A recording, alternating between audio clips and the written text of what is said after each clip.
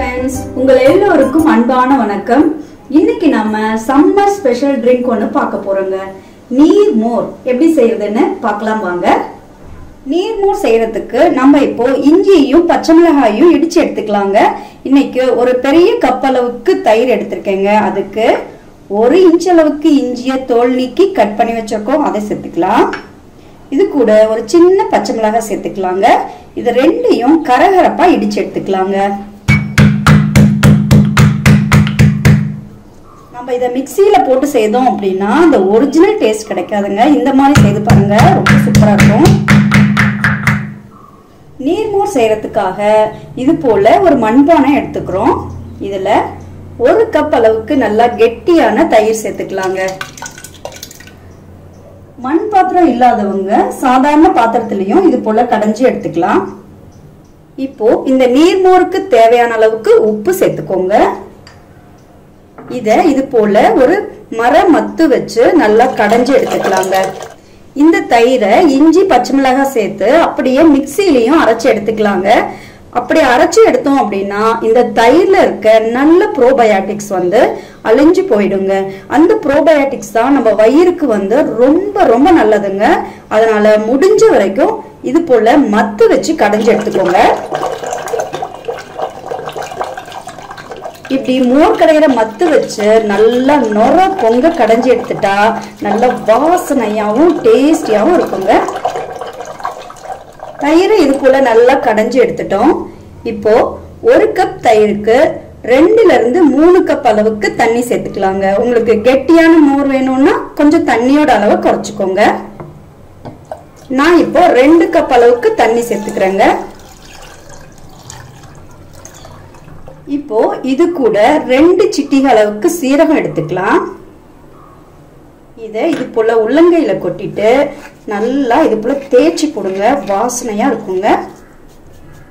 இது கூட 2 சிட்டிகை அளவுக்கு பெருங்காயத்தூள் சேர்த்துக்கோங்க. நம்ம இடிச்சு வச்சோம் இல்லைங்களா இஞ்சியும் பச்சை மிளகாயும், அதை சேர்த்துக்கலாம்.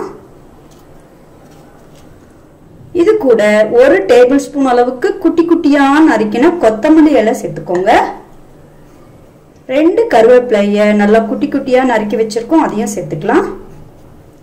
இப்போ இது எல்லாத்தையும் நல்லா மிக்ஸ் பண்ணி விட்டுக்கலாம். பாருங்க, சில பேருக்கு இந்த இஞ்சி பச்சை மிளகாய் இதெல்லாம் வாயில தட்டுப்படுறது பிடிக்காது.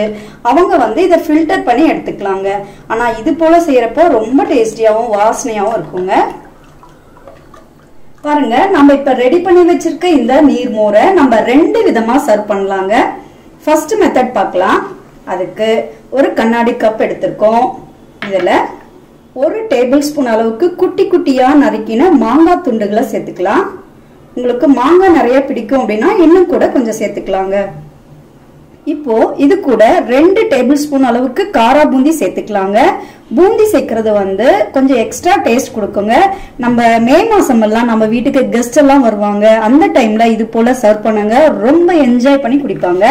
குழந்தைங்களுக்கு ரொம்ப ரொம்ப பிடிக்கும். இப்போ இந்த டம்ளர்ல நம்ம கரைச்சி வச்சிருக்க இந்த நீர்மோரை சேர்த்துக்கலாம்.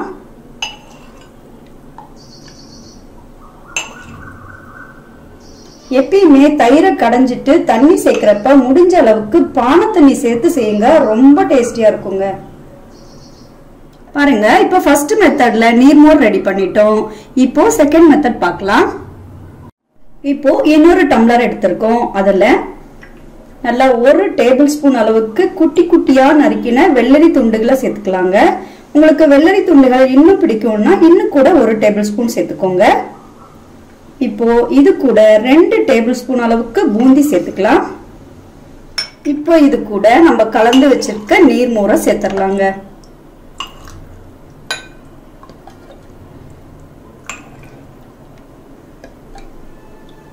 அவ்வளவுதான், நம்மளோட செகண்ட் மெத்தட்ல நீர்மோர் ரெடி பண்ணிட்டோம். ஃப்ரெண்ட்ஸ், இந்த ரெசிபியை இதே மாதிரி இதே அளவுகளோட செய்து பாருங்க. இந்த வீடியோ பிடிச்சிருந்தா லைக் பண்ணுங்க, கமெண்ட் பண்ணுங்க, ஷேர் பண்ணுங்க, சப்ஸ்கிரைப் பண்ணுங்க. மறக்காம பெல் பட்டனை கிளிக் பண்ணுங்க. நன்றி.